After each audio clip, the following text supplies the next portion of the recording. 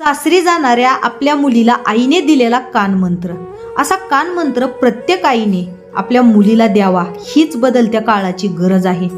मतलबी जाळ्यात नवऱ्याला फसवून अलिप्त संसार थाटू नको. स्वार्थाच्या हेकेखोर शस्त्राने सासरच्या नात्यास छाटू नको. आई झाल्यावर मुली तुला आईपणाचं भान येऊ दे. एकत्रित कुटुंबाचे संस्कार तुझ्या बाळांच्या मनावर होऊ दे. सासूशी उडणाऱ्या खटक्यात बाळांना उगीच ओढू नको. आजी नातवांच्या नात्यावर त्याचा राग काढू नको. सासऱ्याच्या म्हातारपणावर रागे वैतागे घसरू नको. नव्या जुन्या पिढीमधील दुवा तूच आहेस हे विसरू नको. अगदी सख्या भावासारखं दिराबरोबर तुझं भांडण होईल, पण तुझ्या लाडक्यांना खेळणेही तोच काका घेऊन येईल. लहान असो नाहीतर मोठी, नंतर चेष्टेने त्रास देणारच.